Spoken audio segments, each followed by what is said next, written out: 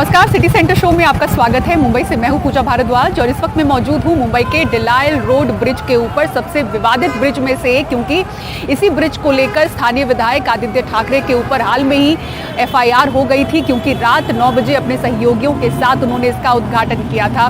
3 part में अब इसका आधिकारिक तौर पर उद्घाटन हो चुका है, पूरी क्षमता के साथ ही शुरू हो चुका है। पहले पार्ट का उद्घाटन जून में हुआ था इसी साल, दूसरे पार्ट का उद्घाटन हुआ था गणेश उत्सव की शुरुआत से एक दिन पहले, बिना तामझाम के ये उद्घाटन हुए थे। लेकिन एफआईआर जब हुई तो ये ब्रिज काफी ज्यादा चर्चा में आई और उसके बाद अब आधिकारिक तौर पर आज शाम इसका उद्घाटन कर दिया गया है। तो स्थानीय विधायक आदित्य ठाकरे ने ब्रिज के खोलने में जानबूझकर देरी का आरोप लगाते हुए पिछले दिनों रात में करीब 9 बजे ब्रिज को आवागमन के लिए खोल दिया था। इस पर काफी विवाद हुआ था। बिना अनुमति के ब्रिज खोलने पर आदित्य ठाकरे और उनके सहयोगियों पर बीएमसी ने पुलिस में मामला भी दर्ज कराया है। अब इस ब्रिज के पूरी क्षमता से खुलने से लोग करी रोड, लालबाग, चिंचपोकली और भाईखला सहित दक्षिण मुंबई और दादर की तरफ आसानी से आ जा सकेंगे। इतना ही नहीं, इस ब्रिज पर फुटपाथ और एस्केलेटर की भी सुविधा है। तो ये पहला ऐसा ब्रिज है मुंबई का जिसे 3 पार्ट में आवागमन के लिए खोल दिया गया है। तो चलिए इन्हीं तस्वीरों के साथ हम शो की शुरुआत कर रहे हैं। सबसे विवादित ब्रिज की तस्वीरें इस वक्त आप देख रहे हैं और पहली खबर जो है वो भी महाराष्ट्र से ही है। कोविड का प्रकोप कम हुआ, लोगों ने राहत की सांस ली, लेकिन अब महाराष्ट्र राज्य जीका वायरस अलर्ट पर है। 10 मामले महाराष्ट्र राज्य से इसी साल सामने आ चुके हैं। पुणे, मुंबई सबसे ज्यादा अलर्ट पर है। पुणे में 9 संदिग्ध मरीजों के जो सैंपल हैं वो एनआईवी में टेस्टिंग के लिए भेजे जा चुके हैं। दिखाते हैं आपको मुंबई टास्क फोर्स ने भी किस तरह से तैयारियां शुरू कर दी हैं। देखिए मुंबई से ये रिपोर्ट। अब जीका वायरस महाराष्ट्र के लिए सरदर्द बना है। राज्य में फैले डेंगू मलेरिया के मामलों के बीच जीका वायरस के 10 केस मिले हैं। स्वास्थ्य विभाग ने इस साल मिले 10 मामलों की पुष्टि की है। कोल्हापुर में 4 मामले मिले, मुंबई में 2, इचलकरंजी में 2, पंढरपुर में 1 और पुणे में जीका वायरस का 1 मरीज मिला है। सबसे ताजा मामला पुणे के प्रतीक नगर के येरवड़ा इलाके का है, जहां एक 64 वर्षीय महिला जीका वायरस से संक्रमित पाई गई हैं। उसके बाद कांटेक्ट ट्रेसिंग हुई और लक्षण वाले कुल 9 सैंपल जांच के लिए भेजे गए हैं। बताया जा रहा है कि महिला ने अक्टूबर महीने में केरल की यात्रा की थी। 7 नवंबर को एक पेशेंट आया था जीका पॉजिटिव। उसका ट्रैवल का हिस्ट्री था केरल का और वहाँ से वो आने के बाद उसको सिम्टम्स होने लगे थे, तो उसका सैंपल एनआई में दिया था तो वो पॉजिटिव आया है। उसको फीवर, थोड़ा बॉडी एक, देन रैशेस और हिज बॉडी, ऐसा थोड़ा कंप्लेंट था, वीकनेस था थोड़ा।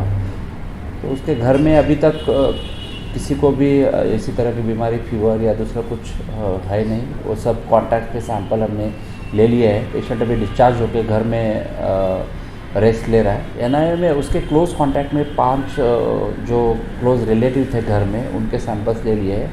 और एरिया में हमने सर्वेलेंस के बाद जो 4 पेशेंट फीवर के दिखे, जिनको सिम्टम्स दिखे, वो 4 पेशेंट भी हमने उनके सैंपल भेज दिए एनआईवी। उसका रिपोर्ट अभी तक अवेटेड है। जीका वायरस के लगभग 80% रोगियों में कोई लक्षण नहीं होते हैं। वहीं अन्य मरीजों में बुखार, बदन दर्द, आंखों में जलन, शरीर पर दाने, जोड़ों में दर्द जैसे लक्षण पाए जाते हैं। शुरुआती लक्षण हल्के होते हैं, लेकिन जैसे जैसे शरीर में इसका वायरस बढ़ता है, लक्षण ज्यादा गंभीर हो सकते हैं। खासतौर से गर्भवती महिलाओं को इसके प्रभाव झेलने पड़ सकते हैं। जीका वायरस का पहला मामला 1947 में युगांडा में सामने आया था। तब ये वायरस बंदरों में पाया गया था। 1952 में इसका पहला मामला इंसानों में पाया गया। इसके बाद अलग अलग देशों में इसका प्रकोप देखने को मिला। वर्ल्ड हेल्थ ऑर्गेनाइजेशन के अनुसार जीका वायरस एडीज मच्छर के काटने से फैलता है। ये वही मच्छर है जिसके काटने से डेंगू, चिकनगुनिया और येलो फीवर होता है। जीका वायरस के लक्षण आमतौर पर मच्छर के काटने के लगभग 1 सप्ताह बाद दिखाई देते हैं। मुंबई टास्क फोर्स की भी अपने स्तर पर तैयारियां शुरू हैं। जनरली इसके अंदर ज़्यादा रहता है बच्चों में, और बच्चों में स्पेशली वो बच्चे जो प्रेग्नेंट लेडीज़, जिसको कह सकते हैं कि प्रेग्नेंट लेडीज़ के अंदर थोड़ा सा सावधान रहने की बात होती है, बिकॉज ब्रेस्ट मिल्क के थ्रू भी बच्चे में जाता है या बच्चों में इफेक्ट होने लगता है। मिसकैरेजेज होने के चांसेस हो सकते हैं या माइक्रो एनसेफेलोपैथी, सेफेली वगैरह के भी चांसेस रहते हैं। तो अभी तक ऐसा एज सच गवर्नमेंट लेवल पे हमारे पास में कोई डिस्कशन वगैरह नहीं हुआ, बट हमारे अपने ग्रुप्स बने हुए हैं। इन्फेक्शियस डिजीज डॉक्टर्स के ग्रुप है, इंटेंसिविस्ट के ग्रुप है, फिजिशियंस के ग्रुप है। उसमें डेफिनेटली इस तरह के डिस्कशन होते रहते हैं। कोई भी अलार्मिंग सिम्टम्स आते हैं या अनयूजुअल कोई सिम्टम ऐसा लगता है, या जैसे अभी जिका वायरस का है तो उसका भी हमारा 2-3 दिन से डिस्कशन चल रहा है। बट अगेन वायरल डिजीज़ है, सिम्टोमेटिक ट्रीटमेंट है और अभी कोई ऐसा डरावने वाली बात या घबराने वाली बात बिल्कुल नहीं लग रही। मलेरिया, डेंगू, चिकनगुनिया के बढ़े मामलों के बीच मेल खाते जीका वायरस के लक्षण चिकित्सकों को भी उलझन में डाल रहे हैं। यानी फिर चुनौती आपके सामने है कि हर लक्षण को भांपें और समय पर इलाज कराएं कि इससे पहले बीमारी बड़ा रूप ले। पुणे से स्वरा परखी और मुंबई से कैमरामैन राजेंद्र दयालकर के साथ पूजा भारद्वाज, एनडीटीवी इंडिया। और उत्तरकाशी के सुरंग में फंसे मजदूरों को निकालने का अभियान आखिरकार अपने अंतिम चरण में है। इन मजदूरों को यहां फंसे हुए 12 दिन बीत चुके हैं। 41 मजदूरों तक खाना, पानी और ऑक्सीजन लगातार पहुंचाई जा रही है। अंदर फंसे मजदूरों के साथ लगातार वॉकी टॉकी से संपर्क बना हुआ है और उन तक पहुंचाए गए कैमरे से उनको देखा भी जा रहा है। बचाव अभियान का जायजा लेने के लिए खुद उत्तराखंड के मुख्यमंत्री पुष्कर सिंह धामी और केंद्रीय मंत्री वीके सिंह आज मौके पर मौजूद रहे। सूत्रों के मुताबिक अब तक 48 मीटर पाइप ड्रिल किया जा चुका है। 9 मीटर की ड्रिलिंग बाकी है। मशीन में आज फिर आई खराबी को एक्सपर्ट्स देख रहे हैं। कल दोपहर तक मजदूर बाहर आ सकते हैं। और उत्तरकाशी से इसी खबर पर और ज्यादा जानकारी दे रही हमारी सहयोगी नीता शर्मा। आइए आपको दिखाते हैं उनकी ग्राउंड रिपोर्ट। सिलक्यारा टनल का जो रेस्क्यू ऑपरेशन है वो अब अपने आखिरी पड़ाव पर है। आप देख सकते हैं कि अभी भी काम जो है वो चल रहा है। यहाँ पर ये जो टनल है ये 27 किलोमीटर बाड़कोट और यमुनोत्री का रास्ता जो है वो कम करता था। पहले लोगों को पहाड़ों के ज़रिए होकर जाना होता था, लेकिन ये टनल बनने की 4 किलोमीटर लंबाई में है। 27 किलोमीटर का रास्ता जो है वो कम हो जाता, ये हमें बताया जा रहा है। साथ में ये भी बोला जा रहा है, अगर आप इसका द्वार देखें, मुख देखें, तो ये 12 मीटर जो है इसकी हाइट है। इसके अंदर जाकर ये पतला होता चला जाता है, संकीरा होता चला जाता है। बताया जाता है कि 204 और 254 मीटर की अंदर जब अगर आप जाएं तो वहाँ पर ये मज़दूर जो लोग हैं वो फंसे हुए हैं। बताया जा रहा है कि अगले 12 घंटे जो हैं वो बहुत क्रूशल हैं इस ऑपरेशन के लिए।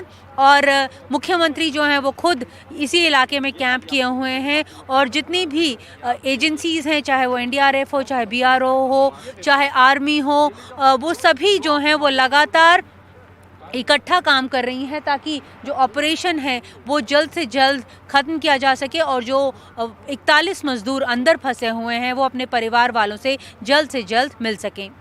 उत्तरकाशी से कैमरा पर्सन पवन कुमार के साथ नीता शर्मा, एनडीटीवी इंडिया के लिए।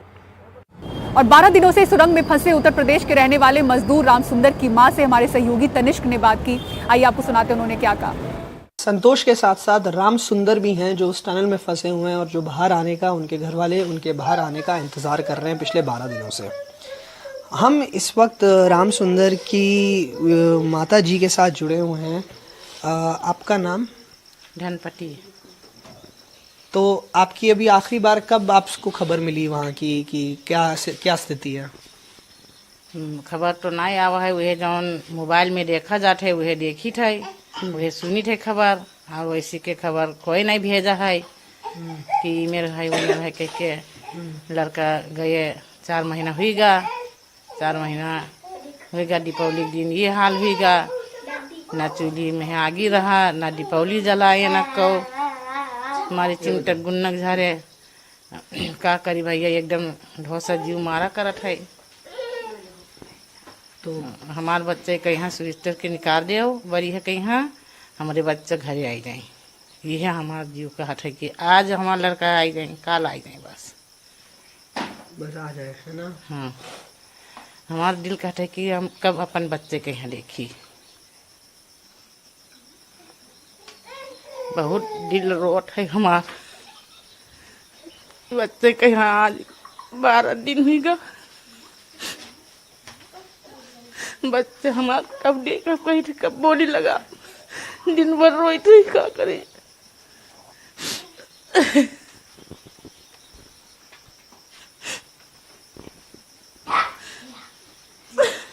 एकदम भोजन नहीं मिला थे तो दोसर मिलकर जीव कर थे घर ही, वो अंदर का खाते का नहीं खाते हमने बेटा।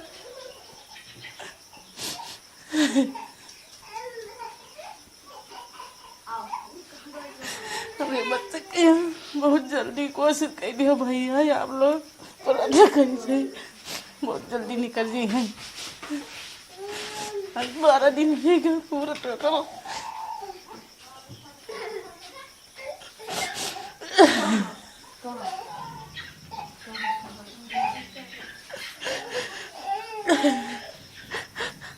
दीपावली उपावली कुछ नहीं मनाए, कस दीपावली है कस का है, एक कौन चीज नहीं खाइन पियन वैसे पड़ रहा, खाना वैसे ही पड़ रहा जाता है,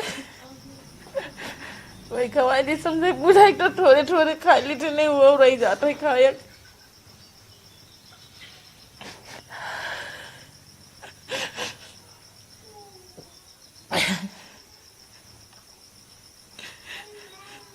बहुत हमारे बच्चन के समस्या भगवान दान दर दीन की डर नहीं उघारा थे हर पलक उठाए के भगवान हेर रही हमारे बच्चन के हैं तो आजकल निकल जी गई।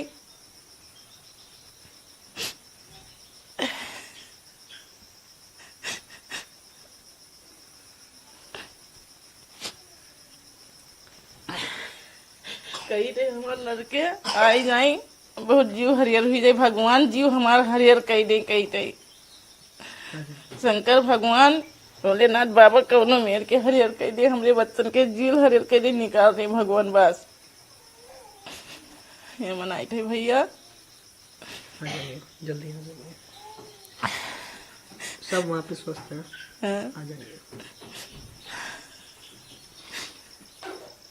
आंसू जैसे उनकी माता जी के रुक ही नहीं रहे हूँ। हम मोतीपुर गांव के अंदर हैं और बात यह है कि इस गांव से संतोष राम प्रसाद के अलावा टोटल 4 लोग हैं और सटे हुए गांव से 2 लोग और हैं, तो लगभग 6 लोग जो हैं उस टनल के अंदर फंसे हुए हैं, जिनकी उम्मीद है बहुत जल्दी वो निकल भी जाएंगे। पर जैसे एक सन्नाटा छा रखा है पूरे गांव के अंदर। 6 परिवार इस पूरे दोनों गाँव को मिलाकर वहाँ पे फंसे हुए हैं, 12 दिन से इंतज़ार कर रहे हैं उनके आने का, उनके घर लौटने का। दिवाली में वो लोग यहाँ पे नहीं थे। तो ये इस वक्त स्थिति है मोतीपुर गांव की। कैमरा पर्सन राजेश गुप्ता के साथ तनिष्क पंजाबी, NDTV। और प्रधानमंत्री नरेंद्र मोदी आज मथुरा में कृष्ण जन्मभूमि पहुंचे हुए हैं। करा रहे हैं। जब प्रधानमंत्री यहां पर पहुंचे तो गर्मजोशी के साथ मीराबाई जयंती समारोह के मौके पर उन्होंने कई समारोहों में हिस्सा लिया। इस दौरान उन्होंने कहा कि मथुरा के कण कण में कृष्ण समाये हुए हैं। अब मथुरा और ब्रज क्षेत्र भी विकास में पीछे नहीं रहेगा। साथ ही पीएम मोदी ने कहा कि आजादी के बाद मथुरा, अयोध्या और काशी को जो महत्व मिलना चाहिए था वो दुर्भाग्य से नहीं मिला। इस दौरान पीएम मोदी ने मीराबाई की जयंती पर डाक टिकट और 525 रुपए का सिक्का भी जारी किया है। यहाँ यूपी के मुख्यमंत्री योगी आदित्यनाथ और मथुरा की सांसद हेमा मालिनी भी मौजूद थीं, जिन्होंने नृत्य नाटिका प्रस्तुत की। और काशी विश्वनाथ कॉरिडोर की तर्ज पर बांके बिहारी मंदिर कॉरिडोर भी बनाया जाएगा। इससे मंदिर परिसर की खूबसूरती बढ़ेगी और लोगों का घूमना भी आसान होगा।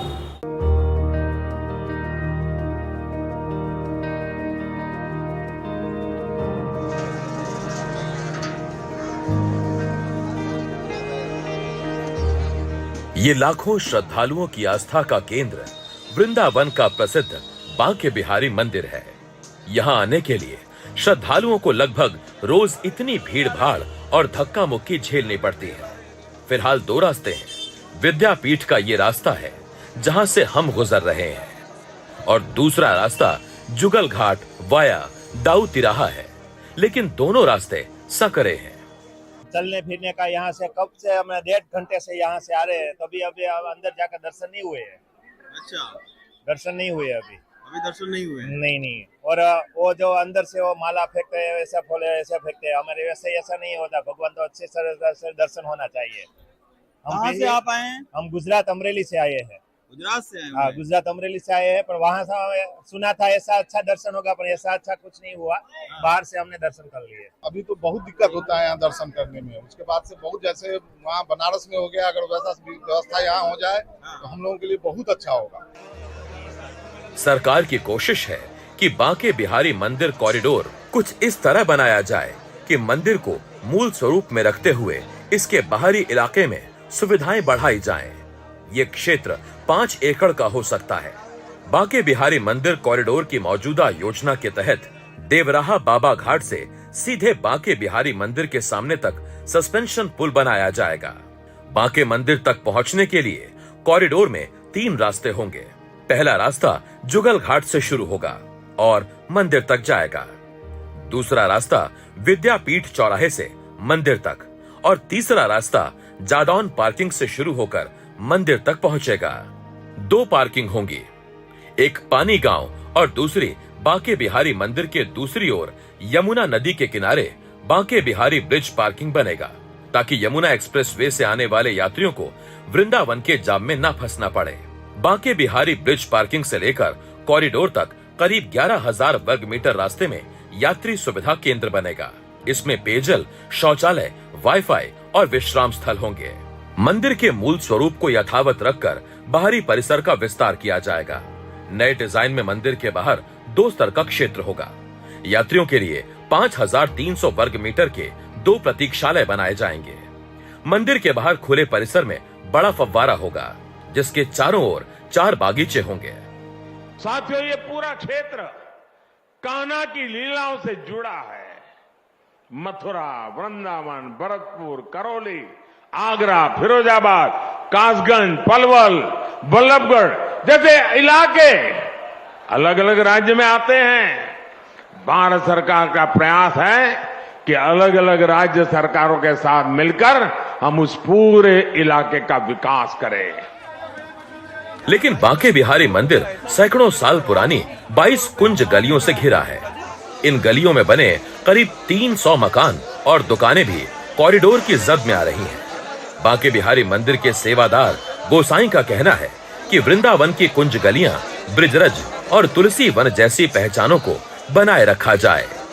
कम से कम जो वृंदावन की एक खास चीज है, ब्रज रज, तुलसी का वन, कुंज गलियां, इन सबको ध्यान रखते हुए अगर निर्णय दिया जाता, और अभी भी चांस है 31 तारीख को जो आ रहा है उसमें देखना चाहिए। जो स्थानीय लोग हैं उनके अपने कुछ रिजर्वेशंस हैं, उनकी अपनी कुछ आपत्तियां हैं। निश्चित तौर पर सरकार की भी कोशिश यही रहेगी कि सारे पक्षों को देखकर फिर एक ऐसा कॉरिडोर का ब्लूप्रिंट बनाया जाए जो सबको मान्य हो।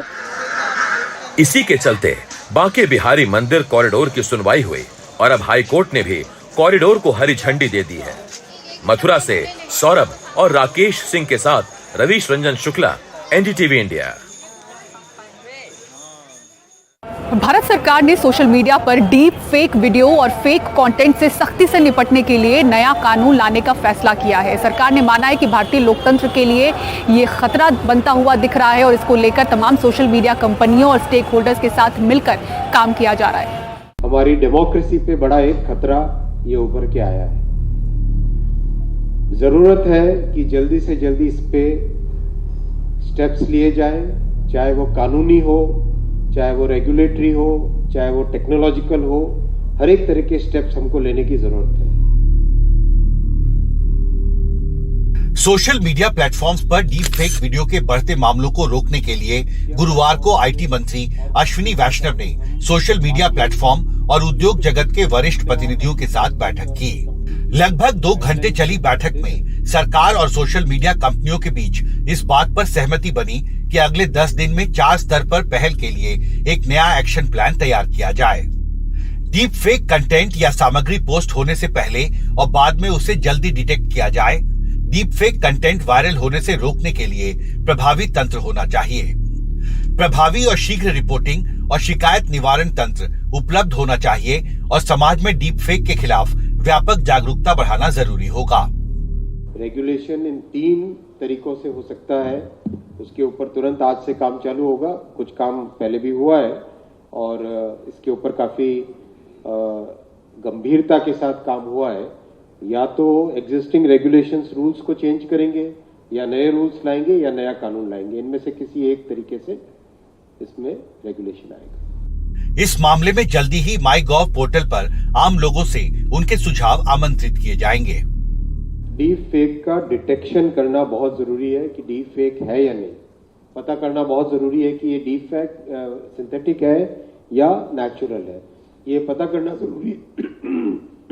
I request everybody, every interested person, please share your suggestions. We will be opening a platform very soon for your suggestions. Deep fake video के मसले पर कम्युनिकेशन और आईटी मंत्री अश्विनी वैष्णव ने 10 दिन बाद दिसंबर के पहले हफ्ते में सभी सोशल मीडिया कंपनियों और स्टेक होल्डर्स के साथ एक महत्वपूर्ण बैठक बुलाई है।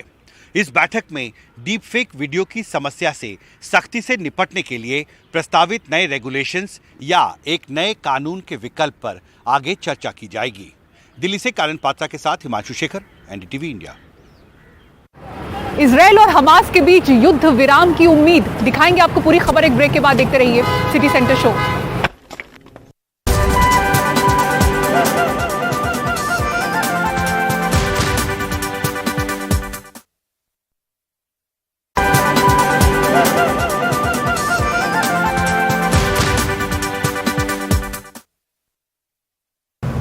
और इजराइल हमास के बीच स्थानीय समय के मुताबिक सुबह 7 बजे युद्ध विराम लागू होने की उम्मीद है।